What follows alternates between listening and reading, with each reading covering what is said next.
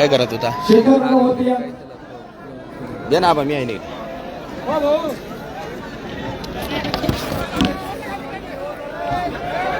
छत्रपती शिवाजी महाराज की, छत्रपती शिवाजी महाराज की. या ठिकाणी प्रभू रामचंद्राच्या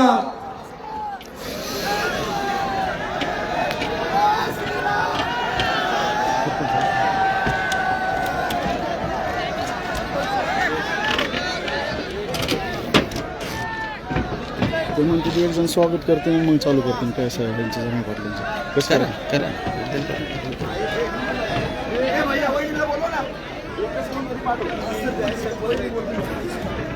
अरे हार घ्या ना तो, हार हार हार हार. कोणता हार? कशाला? प्रभू रामचंद्राच्या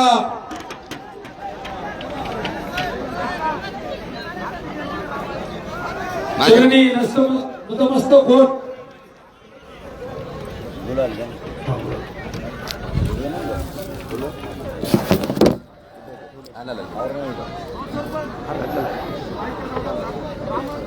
श्री प्रभू रामचंद्राची आरती या ठिकाणी होणार आहे. आणि आरती सुरू असताना, आरती सुरू झाल्यानंतर लगेच मराठा समाजाच्या वतीनं प्रभू रामचंद्राच्या प्राणप्रतिष्ठेसाठी आताशबाजी या ठिकाणी होणार आहे.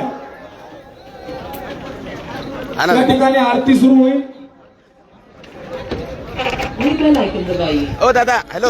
चंद्र की, सियावर रामचंद्र की. या ठिकाणी आतिषबाजी होऊन मराठा समाजाच्या वतीनं या ठिकाणी प्रभू रामचंद्राच्या या प्राणप्रतिष्ठेला त्या ठिकाणी मनापासून शुभेच्छा. या ठिकाणी ती शेखर दादा,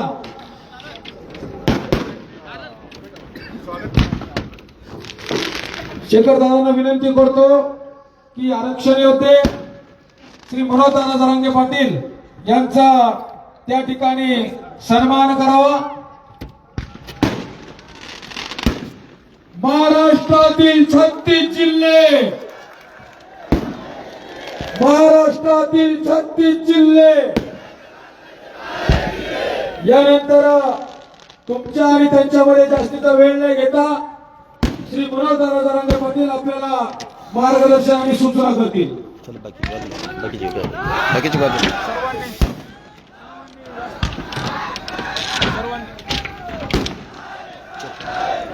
तुम्ही इकडे कधी बसू?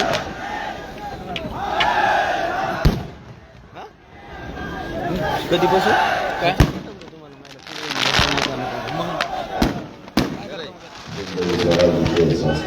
छत्रपती शिवराय कोरेगाव रांजणगाव परिसरातील माझ्या तमाम मराठा बांधवांना माझा मानाचा यश.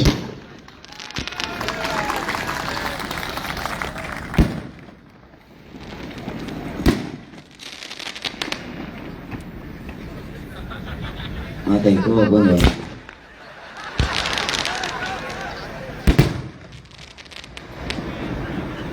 एक तर थंडी वाजायला लागली, लवकर बंद व्हायचं.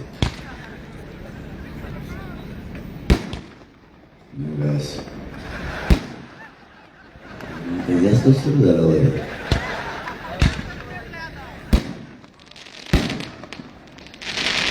तुम्ही तर सभेसारखीच व्यवस्था केली सगळी, साऊंड ते सगळे आपल्या फक्त सभेसाठी व्यासपीठ फक्त सूचना द्यायला. सभा कुठंच नाही दिल्या आपण. सभा दिलं ग्राउंड खाली राहील का?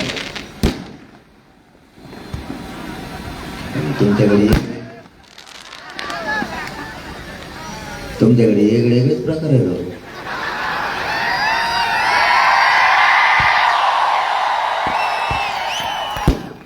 मला वाटलं चर्चेला झाला का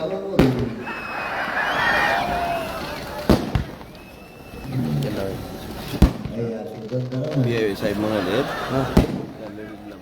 रिक्वेस्ट तुम्ही करा बाहेरच्या बोलते त्या लेडीला बघून दुसऱ्या लेडीज आहेत. होत आहे का बंद होईल काय नाही व्हायचं.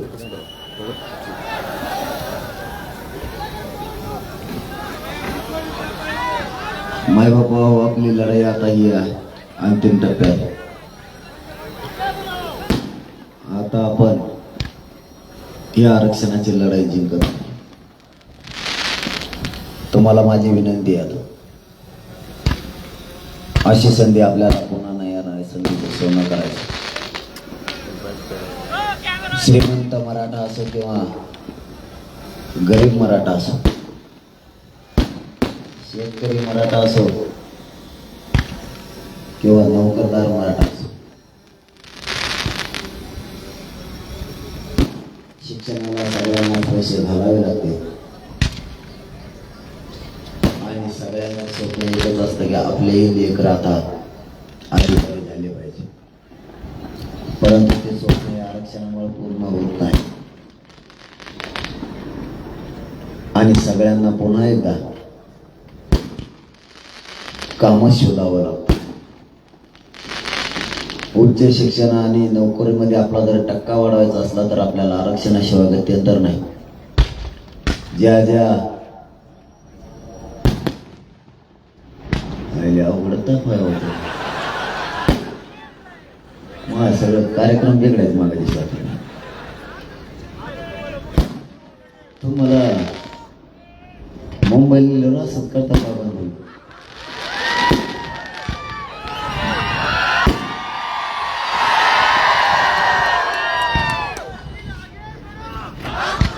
आपल्याला प्रत्येक वेळेस आपल्याला या सरकारनं फसवणूक केली. मग 70 वर्षातला कोणताही सरकार असो, शेवटी प्रत्येक सरकार हे आपल्या लेकरांच्याच मुळे होते. आपल्या लोकांना ताकदीनं आंदोलन उभं करायचे आणि ते यशाच्या जवळ आलं आपल्यात फूट पडायची. परंतु यावेळेस मराठ्यांनी इतक्या ताकदीनं एकजूट केली की सरकारला एकजूट फुटत नाही. काही झालं तरी मराठी आता मागे हटायला तयार. प्रत्येक मराठ्यांच्या मनात आता सध्या स्वतःचा मुलगा आणि स्वतःचा हित आणि आपल्या लेकरं कशी मोठी होतील यासाठी सगळ्यांनी अट्टास घेतला. आपल्याला आपला हट्ट जर आता पुरा करायचा असला तर आपल्याला पुन्हा एकदा ही की जशाला तशीच ठेवावी लागणार. पहिल्या दिवशी जी शक्ती होती ती शेवटपर्यंत ठेवू. हे आरक्षण मिळवायचं आणि आरक्षण आता जवळपास आपण मिळवल्या तर जमाय.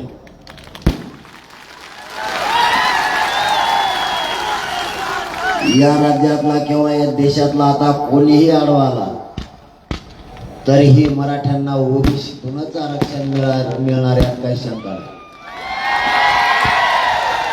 देव जरी आडवा आला तरी मराठ्यांना ओबीसीतून आरक्षण मिळणार म्हणजे मिळणारच.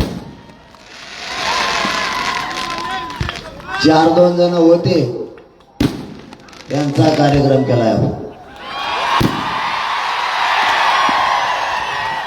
कारण मराठ्यांच्या पुढे तग धरणं एवढी सोपी गोष्ट नाही. शेवटी मराठा तो मराठाच. जर याच्या कोणी नादाला लागायचा प्रयत्न केला तर पाणी पाजल्याशिवाय मराठा फिरून शांत समोर. मराठ्यांनी पुन्हा एकदा सिद्ध करून दिला. इतिहास घडवला होता त्यावेळेस तेही मराठेच होते आणि आता पुन्हा इतिहास घडवायचा आणि लिहायचा आताही मराठेच आहेत. माय बापा ही लढाई सोपी नाही. दिसताना फक्त 4 अक्षरी आरक्षण शब्द आहे, परंतु यासाठी आपल्या मराठा समाजानं 4 पिढ्या संघर्ष केला. ही जर एवढा साधा सोपा विषय असता तर ताबडतोब सुटला असता. जाणून बुजून सुटू दिला नाही. लांब जाऊन टाकून तर पर्यंत नाही. जाणून बुजून हा प्रश्न सुटू दिला नाही.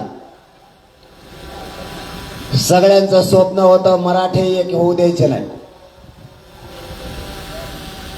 सगळ्यांनी देव मग तर जवळ आणलं काय रे. मी सगळ्याला पिढीलो तुम्ही मला पळायची विचार काय. सगळ्यांनी देव पाण्यात बुडून ठेवले होते. मराठा कधीच एक नाही झाला पाहिजे. मराठा जर एक झाला तर जगाच्या पाठीवर मराठा पुन्हा प्रगतीकडे जाईल आणि त्याच्यात ते यशस्वी सुद्धा झाले, कारण आपण एक होत नव्हतो. आरक्षण आणि मुलाचं हित आपण लक्षात नाही घेतलं. पुणे तर या राज्याला शिक्षणाचे दिशा देणारा शहर आहे. सांस्कृतिक नगरी म्हटलं जातं या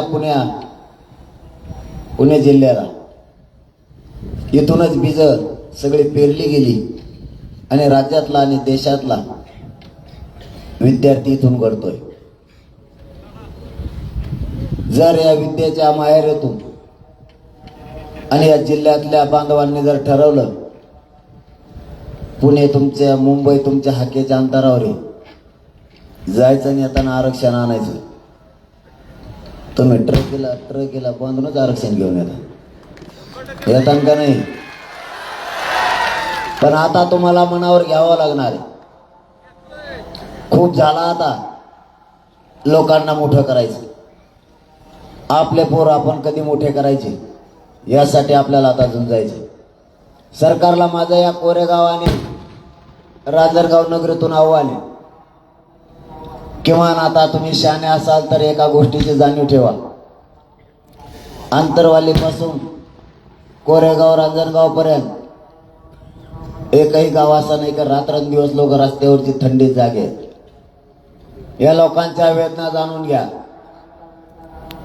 इथं काय काम नाही म्हणून लोक रस्त्यावर उभा नाही आहेत. लाखाच्या संख्येनं छोटे छोटे लेकरं घेऊन सुद्धा माझा मराठा समाज रस्त्यावर उभा आहे.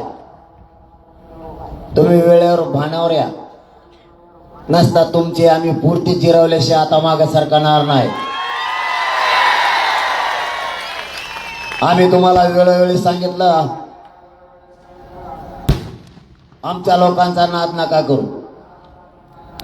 हे लोक पेटत नाही, जर एकदा पेटले तर समोरचा कवासी त्याचा सुपडा साफ झालाय मराठी कळवू देत नाही. आमच्या लेकराच्या न्यायासाठी, ते मोठं होण्यासाठी आम्ही कोणत्याही टोकाला जाऊ शकतो.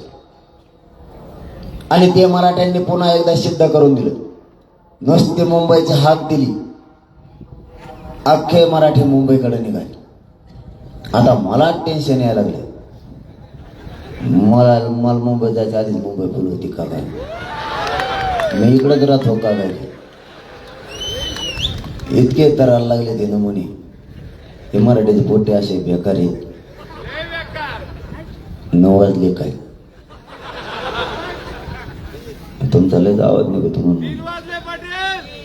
मीडियाच्या सगळ्या बांधवांनी खूप आंदोलनाला सहकार्य केलेलं आहे, हे प्रामाणिकपणानं सांगतो. आता अशात काय झाला असतं तर मला नाही माहिती. सरकारनं काय दबाव आणलाय का नाही आणलाय मला आणखी माहीत नाही. मी सकाळी त्याच्या शोधात घुसतो. परंतु शक्यतो मीडियाचे बांधव काही असे की जे सरकार बिरकरचं सुद्धा नाही का, कारण इथं बघणारा मराठा समाज आणि त्यांचे सगळे चॅनल हा राज्यातला माझा मराठा समाज बघतो. तसं असू नये. असलं तर आमच्या चॅनलच्या बांधवांना विनंती आहे, समाज तुमच्या पाठीशी आहे. हा समाजच तुमच्या चॅनलवर राज्यभर बघतोय. दबाव आला असला तर आम्हाला सांगा, की उठवायची ताकद मराठ्यात आहे.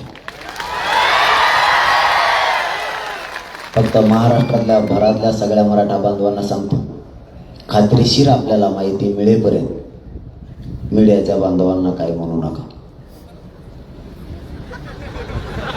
कारण खात्री केल्याशिवाय आपण इथून पुढे काहीच करत जायचं नाही.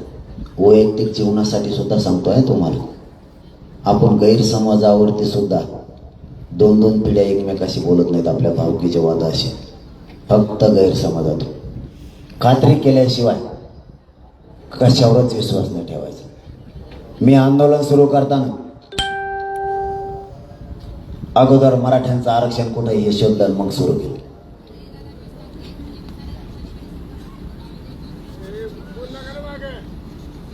आरक्षण अगोदर शोधलं, डायरेक्ट आंदोलन नाही सुरू केलं. नेमकं मराठ्यांचं आरक्षण कुठं आहे याची शोध मोहीम घेतली आणि मराठ्यांचं आरक्षण ओबीसी आरक्षणात याचे पक्के खबरी मिळाल्याच्या नंतर आंदोलन उभा केलं. लोक म्हणले मराठे एक होत नाही, मराठेही एक झाले आणि मराठ्यांनी आरक्षणाचा शोधही लावला. एका फटक्यात 2 कामं केली. मराठाही एक झाला आणि चांगल्या चांगल्याच्या पळत्या गाड्या बंद पाडल्या. बाकीच्यांच्या गाड्या तुम्ही बंद पाडल्या, पण त्याची एकट्याची मी एकट्यानेच बंद पाडली. खप बोललो तुम्ही त्याला, आरक्षणाच्या विरोधात बोलत एवढे तरी गेल पडले. त्याला ते सोडितच नाही. त्याने असं वाटोळं केलंय मराठ्याचं. तो काय आपला शत्रू नव्हता, पण त्याला लयच कंड. मराठ्याच्या विरोधात बोलायचं म्हणलं याचा तावच घेऊन यायचं. एकदा झालं, 2दा झालं, 2-3 बाऱ्या असा पट्ट्यावर घातला. अरे ते म्हणलं बेकार बोलत आहे बरोबर. आता तर बाजाराची पिशीच आहे त्याच्या हातात आणि कागदच आहेत त्याच्या. कोणत्या संपादकाकडे जातो आणि म्हणतो तुमच्या दम असतात वाच आहे, त्यांना म्हणतो ते काय हलवायचे तू तुपलं वाचव ना. मराठ्याच्या आरक्षणाच्या विरोधात बोलतो. हे मराठ्याचे पोट्टे लय कलाकार, ते लेबा खाली बसल्या असे खाली खौट शिदी एका शीत 2 दिवस मग भाकर करत नाही बाबा. कुठून सापडून आणल्या तर कुठून नदी आणि ते त्याला दाखवतो चॅनलला, बघा बघा मला किती त्रास आहे, तुमच्या दम असला तर वाचून टाका तुम्ही. ते काय वाचेल तू तुलाच वाचव. काय आरक्षणाच्या विरोधात बोलतो मग तुला अगोदर कुणी काही बोललो का? मराठ्यांच्या वाटा गेल्यावर ते सोडी देईन का? हे काय साध्य नाही. मला ते एक असा अनुभव आला तेव्हापासून मी बी आधी सांगायचं बंदच केलं तुम्हाला आता पुढे काय करायचं. मी 17 तारखेला बैठक राज्याची घेऊन सांगितलं आपल्याला मुंबईला जायचं नको, आपण काय करू एक फाईट इथं सांगू, ग्रामीण भागातच आपण लढा उभा करू. हे पोट्टे खाली बसलेले का बसले नाही मुंबई म्हणा मला म्हणलं मुंबई काय करू मग. पण 20 जानेवारी डिक्लेअर केल्यावर गप्प बसायचं ना. त्या सोशल मीडियाला लिहित बसले. 20 तारीख सुद्धा जवळ नाही गेली. कोणी काय त्या सोशल मीडियाला एक व्हिडिओ टाकला, मुंबईला मसळीच घेऊन निघाली. आणि ते सरकार झालं बेजार. ते प्रतिनिधी लागले मला फोन करायला. ते म्हणजे होय मसळी घेऊन येणार आहे का? मला मागण्या माहिती टाकलं त्याला. बरं त्या द्वारमध्ये मी बसलेले मसळीवर उलटे तोंड करून बसले आणि ते फोटो टाकले. एखाद्या टाकडे इकडं आणि एखाद्या इकडे.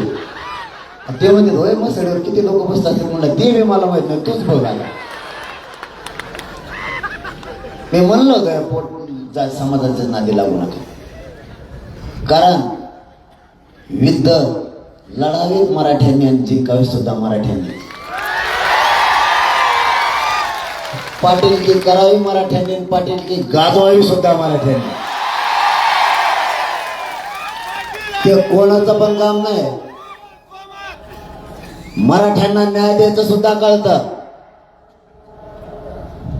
स्वतःच्या लेकरावर अन्याय झाला तरी चालत, पण इतरांच्या लेकरावर मराठ्यांनी अन्याय होऊ दिला नाही. याला मराठा म्हणते.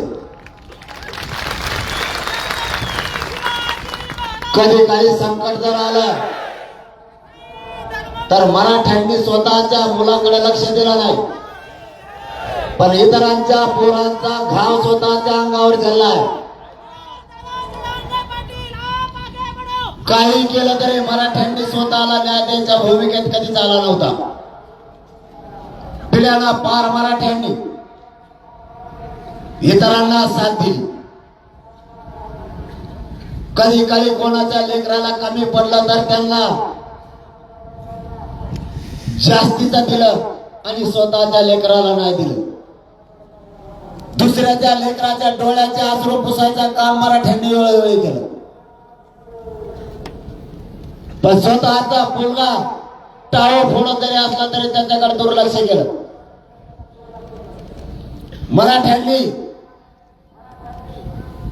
कोणतंही संकट असो दुश्मनी स्वतःवर घेतली, पण इतरांना त्रास नाही होऊ दिला.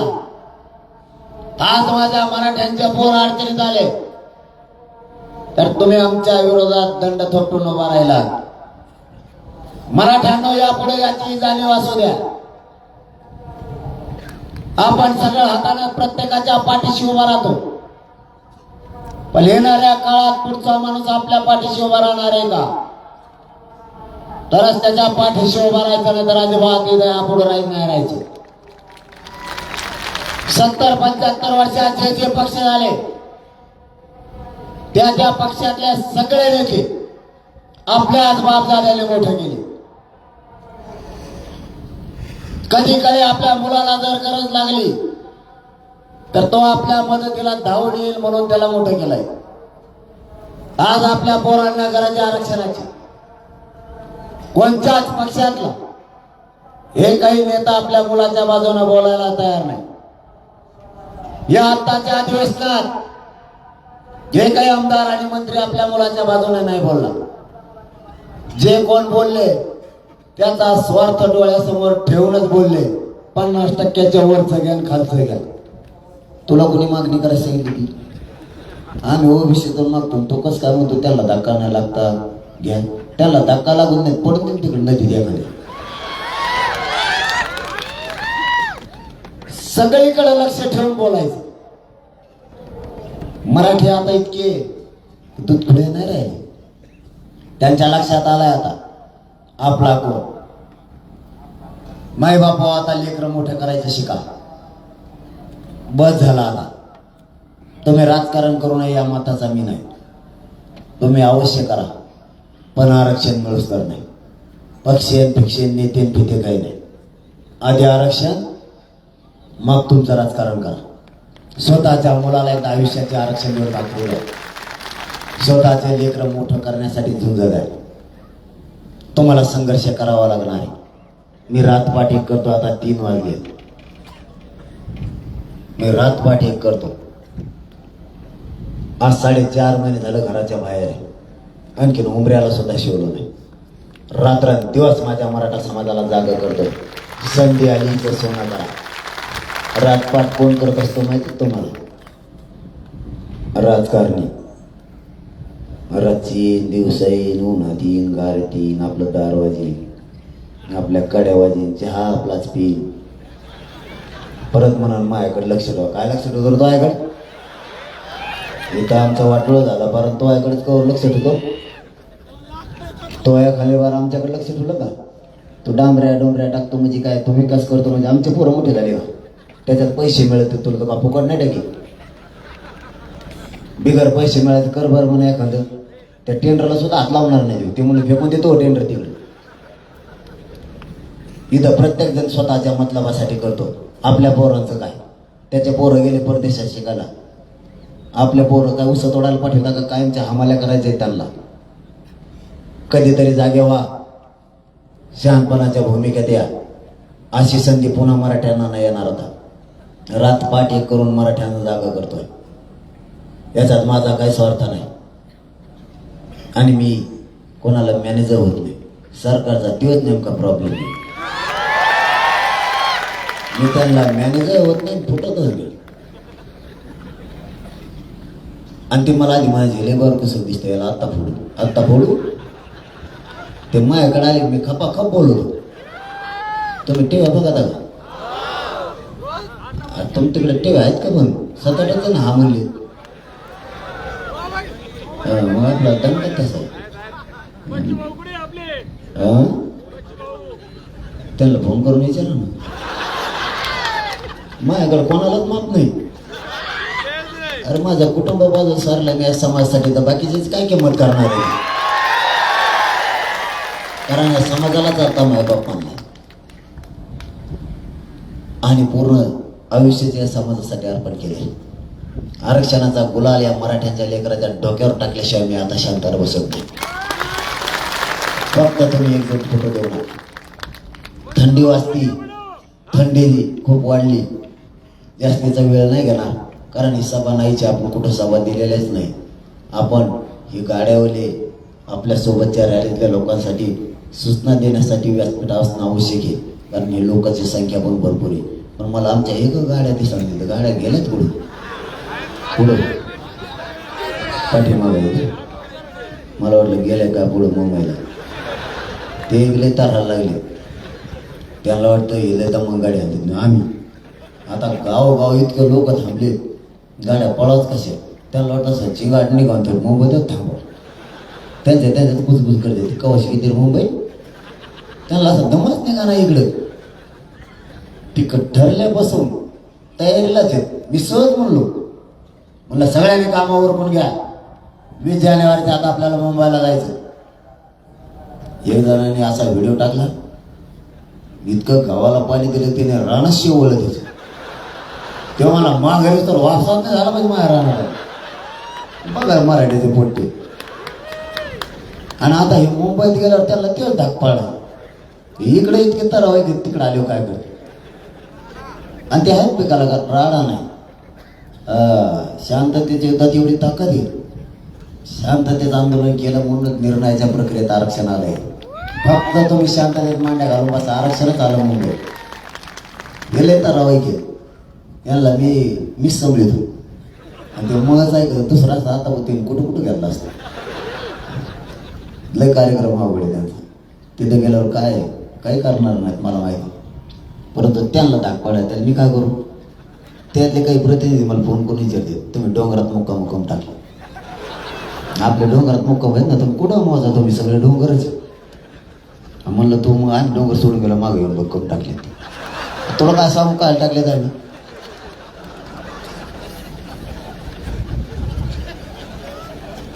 तिथे वारी सारखं द्या, ते वारी नसते का आपली पंढरपूरची. त्यांना वाटतं मुक्काम बाबा वारीच्या गावात असते आणि यांची पायी वारी. तर मग यांच्या गावात मुक्काम नाही, डोंगरात कमी आहे. आता मला सांगा, इतके पोटे 2-2.5 कोटी मुंबईपर्यंत, यांना जर एखाद्या गावात मुक्कामाला ठेवलं, ते जर पाठा पिताळाच्या अडकून बसले, मेलक राहिलं गावात 6 महिन्या गावाला कसं सुचन का. आणि मग त्यांना कळलं, ते म्हणलं अयो यासाठी डोंगरात मुक्काम आहेत का. म्हणलं हा. आणि मग मुंबईत आल्यावर म्हणलं तिथं जागा मिळेल. तिथं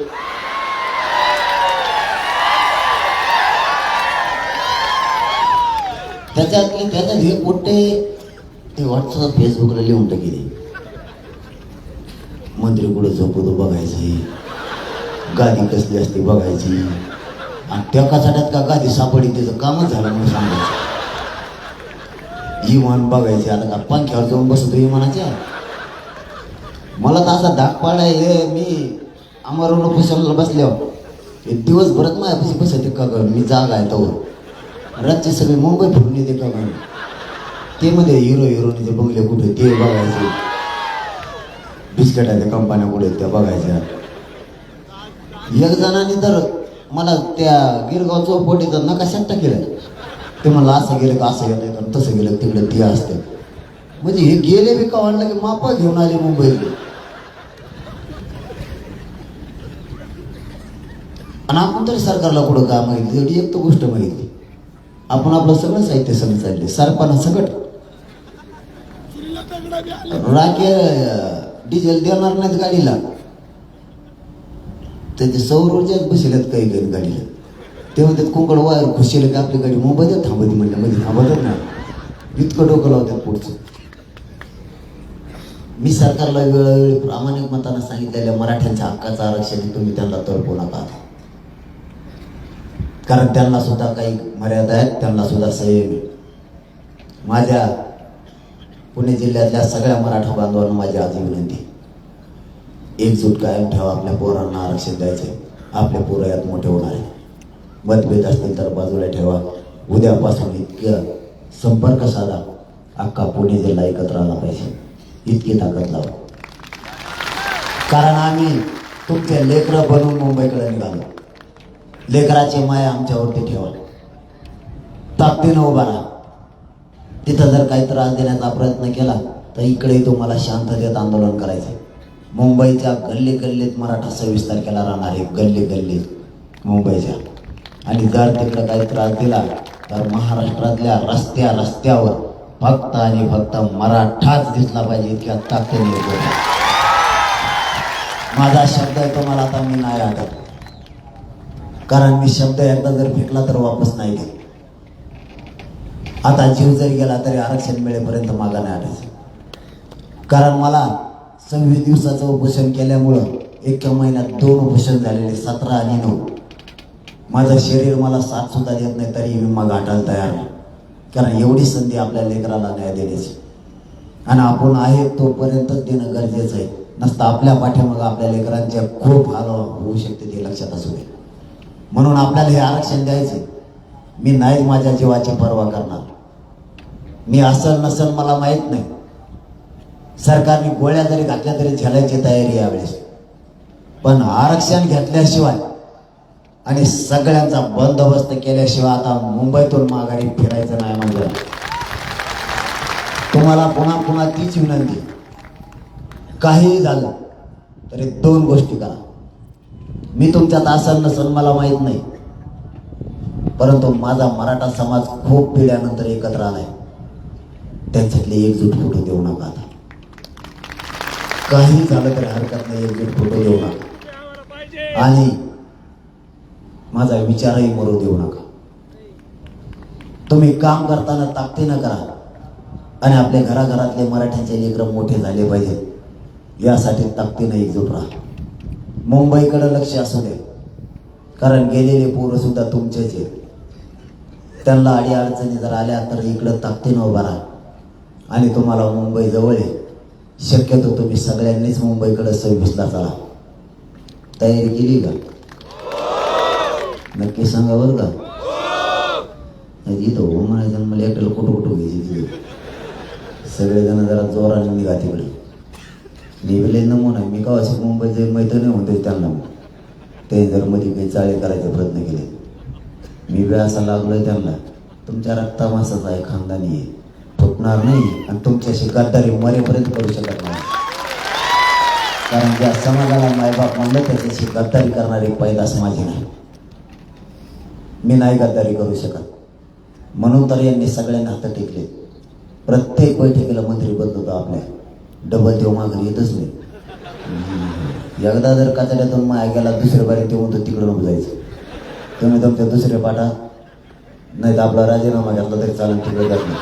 ते खपा खप बोलत आहे म्हणे, काही बोलत आहे.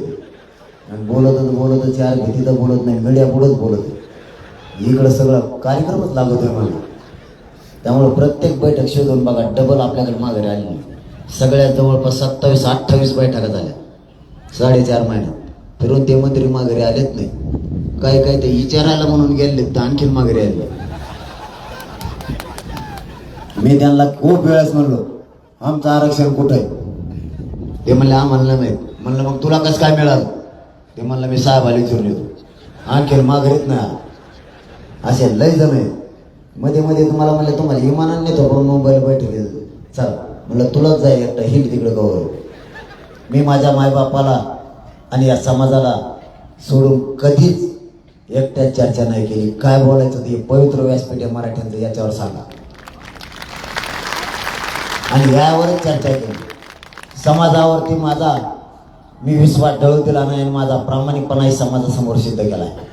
रात्रंदिवस जागतो याचा अर्थ या समाजाचे लेकरं मोठे होणार. शेवटचं स्वप्न आहे मायबापावर. मराठ्यांच्या पोरं या दिलेल्या आरक्षणातून क्लास 1 ते क्लास 4चे अधिकारी झाले पाहिजेत. IAS IPS दर्जाचे अधिकारी मराठ्यांचे बनले पाहिजे. यासाठी हा संघर्ष सुरू आहे. आणि आता शेवटच्या टप्प्यात हा आरक्षणाचा लढा आलाय. चांगल्या बोलत्या आता बंद झाल्या. फक्त तुम्ही आता मागं पुढे वळू नका आणि आपल्यात एकजूट आपले फोटो देऊ नका. राजकारण्यांना आता डाव साधू देऊ नका. ते गोड बोलून आपल्यात फूट पडतील, त्याचा स्वार्थ त्यात पूर्ण होईल. पण आपल्या लेकरांचं वाटोळ झाल्याशिवाय राहणार. अरे तुम्ही राजकारण जरूर करा पण आरक्षण मिळालं अगोदर नाही. आपलं मागणी ओबीसी आरक्षणातून, आपलं म्हणणं सरकारकडे 54 लाख नोंदी मिळाल्या, त्याच्या प्रमाणपत्र वितरित करा. सरकार ते करत नाही. आरक्षण जर नसतं आणि पुरावे नसते तर आपल्याला कधीच आरक्षण यांनी दिलं नसतं. पुरावे असून हे देत नाही, मग आपली काय चूक? एका पत्रावरती त्याच्या सगळ्या परिवाराला द्यायचा असं कायदा सांगतात. एका नोंदीवरती 250 जणाला त्याचा लाभ मिळालाय, प्रमाणपत्र मिळाले एकाच नोंदीवरती. बीड जिल्ह्यात एक गाव असं आहे की तिथं एक प्रमाणपत्र मिळालं, त्याच्यावरती 250 जणांना लाभ झालाय. 250 जणांना प्रमाणपत्र देण्यात आले एकाच नोंदीवर, आणि त्याचं गावच तेवढं आहे सगळं 250 लोकांचं. बेदलं ना बरोबर एकाच नोंदीवर. एका नोंदीवरती आपण 5च पकडू. आता 54 लाख पत्र दिले. एकाच्या नोंदीवरती 5 जणांचा जरी फायदा झाला, आजच 2 ते 2.5 कोटी मराठा आरक्षणात गेले. आजच आपण सगळे सोयरे एक शब्द त्यात घेतला.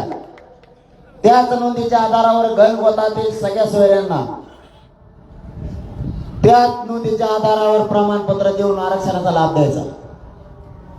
आता उदाहरणार्थ कोरेगावात एखादं पत्र सापडलं, नोंद सापडली एकच, आणि वट हुकूम निघाला सगळ्या सोयऱ्याचा. आता कारेगावचे एखादं होतं माहिती, थंडी वाजायला लागली, बळच दम धरला. मला काय ते तसं नाही ना, बळच दम धरायला. मी आता 9च्या पुढे हातात द्यायचीच बंद केली. आता माझ हात धरते, स्वतः फोटो काढते, मलाच घोडेला गेले. त्यांनी काय टाकलेली असते का गं, ते भेट नाही मला काहीच नाही या टायमाला. त्यामुळे या टायमाला आपण काच बी खाली घेत नाही. माया पायावर पाय देतो, मलाच घोडाला येतो. अरे दारू सोडा.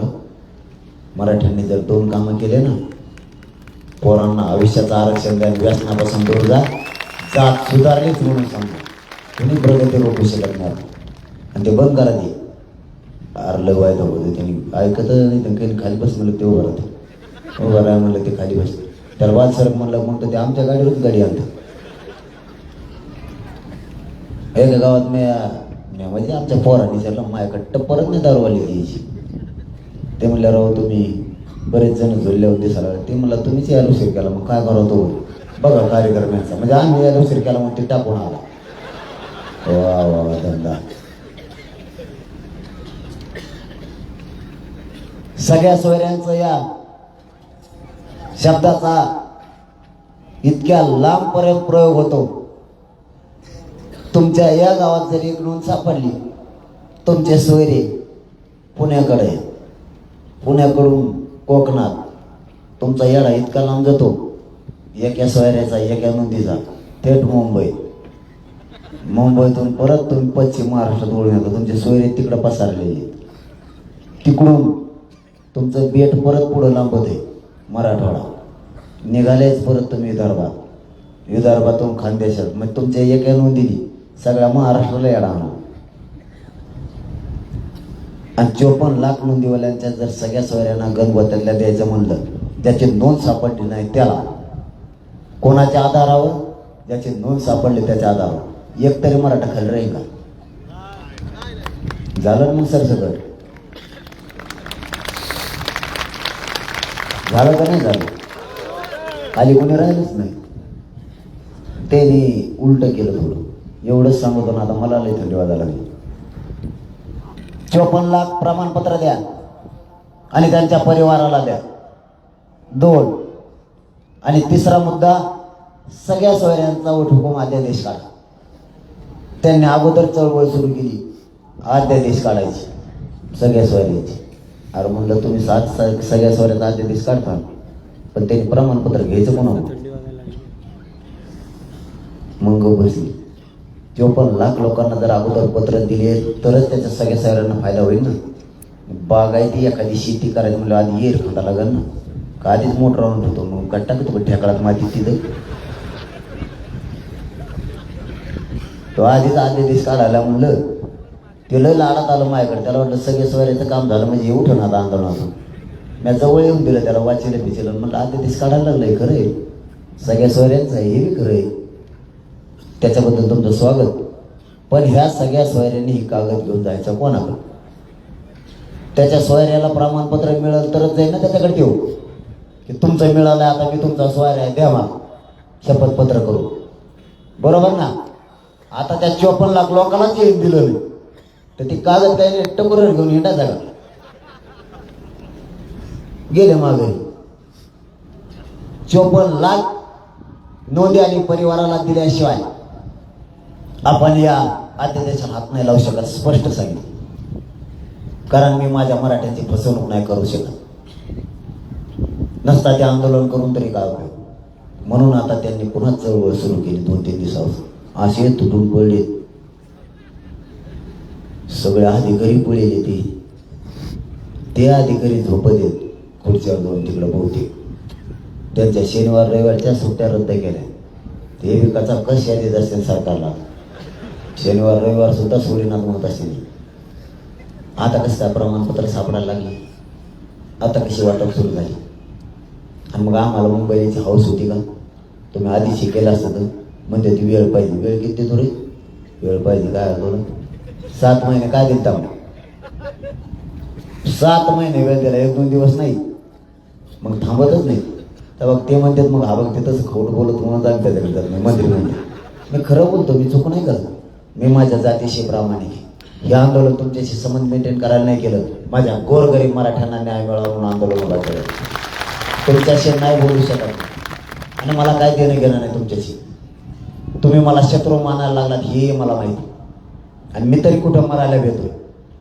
मी जर माझ्या मराठा समाजाला न्याय मिळावा, माझ्या गोरगरीब मराठ्यांच्या पोरांचं कल्याण व्हावं म्हणून जर आरक्षण मागत असलं आणि तुम्ही जर मला शत्रू मानत असाल तर मी तुम्हाला मोजी सुद्धा नाही, गिनिनार सुद्धा नाही. तुम्हाला काय करायचं ते करा, कारण माझ्या जातीपेक्षा मला मोठं कोणी नाही. मला हेच पद खूप मोठं झालंय, मला कोणाच्या पदाची गरज नाही. माझा समाज हाच माझं दैवत म्हणून माझ्या पाठीशी उभा राहिला आहे. हेच पद माझ्यासाठी खूप मोठं आहे, मला नाही गरज तुमची. आणि मी मरायला भेटतोय कुठं तुम्हाला? आणि मला मारणं एवढं सोपं आहे का तुम्हाला? मला जर तुम्ही मारायला गेला तर राज्यात तुम्ही कुठं राहता आणि तुम्हालाच माहीत नाही. आणि आग्यामुळे सोपं नाही, जर पॅन्टीत घुसलं तर बाहेरच नाही जात नाही मराठ्यात. तुमचा कार्यक्रम करूनच माघारी फिरत, कारण ही जात साधी सोपी नाही. हिने चांगल्याच बुड बसलेले, तर तुम्ही कोणीच नाहीत. तुम्हाला तर 5 वर्षातून एकदा बसायला लागतंय तिथं. मराठ्याने जर मनावर घेतलं ना तर आयुष्यभर तुमचा राजकीय सोपडा सापच केला म्हणून समजायचं. या मराठ्याने आयुष्यभर तुम्हाला गुन्हा लागू देणार नाही. मराठ्यांच्या आमच्या हक्काचं आरक्षण द्या यासाठी लढाई. माय बापा हो, मुंबईकडे तुमच्या बळावर आणि तुमच्या पाठबळावर निघालो. तुमच्या आशीर्वादाची आता गरज आहे आणि तुमच्या पाठबळाची सुद्धा आम्हाला गरज आहे. आता पाठीवरचा हात काढू नका. एकदा हे आरक्षण मिळेपर्यंत जाणारे मुलं हे तुमचे, कोणीही म्हणत नाही. तर आल्याला मला थंडी वाजली, पुरं 3 दिवस झाले गाड्यातून प्रवास करते, कोणी म्हणत सुद्धा नाही कोणत्या टायमाला जेवण मिळालं किंवा कोणत्या टायमाला नाही मिळालं. कोणी म्हणत सुद्धा नाही की आम्हाला आंघोळीला पाणी मिळालं की मिळालं. प्रत्येक जण वेदना सहन करतोय, पण मुंबईच्या दिशेनं निघालाय. प्रत्येकाचं एकच ध्येय, आता मुंबई गाठायची आणि मराठ्यांना आरक्षण द्यायचं. कोणाला किती त्या गाडीत थंडी वाजली कोणी विचार करायला तयार नाही. कोणाला 2 दिवसापासून आंघोळ नाही कोणी विचार करायला तयार नाही. प्रत्येक जण एकच डोळे लावून बसलाय मुंबईकडे जाण्याचं. म्हणून तुम्हाला इकडं पुणे जिल्ह्यासह महाराष्ट्रातल्या मराठा समाजाला हात जोडून विनंती, मुंबईला गेलेल्या लेकराच्या पाठीशी उभा राहा, त्याला ताकदीनं पाठबळ द्या. मागे हटू नका. आता ते पोरं हटणार नाहीये. ते मुंबईच्या दिशेने निघालेत म्हणजे सगळ्या तयारीनं निघाले. ते कधीच म्हणणार नाहीत की माझा मायबाप मराठा समाज माझ्या पाठीशी नव्हता. तुम्ही जर ताकदीनं महाराष्ट्रभरातून मराठा समाज उभा राहिला तर तुमचं ऋण येणाऱ्या पुढच्या पिढ्या आणि त्यातील मराठा समाज कधीच विसरणार नाही. म्हणून ताकदीनं या आंदोलनाच्या पाठीशी उभा राहा. आपला शेवटचा लढाई, ही अंतिम लढाई आणि आरपारची लढाई, हा शेवटचा लढा. पुन्हा आरक्षणासाठी लढा नाही उभा करायचा. जाता जाता तुम्हाला पुन्हा एक शब्द देतो, माझा जीव जरी गेला, सरकारने छाताडावर गोळ्या जरी घातल्या, तरी मराठ्यांना आरक्षण मिळवून दिल्याशिवाय मी एक इंचही मागं हटणार नाही, शब्द तुम्हाला देतो आणि थांबतो.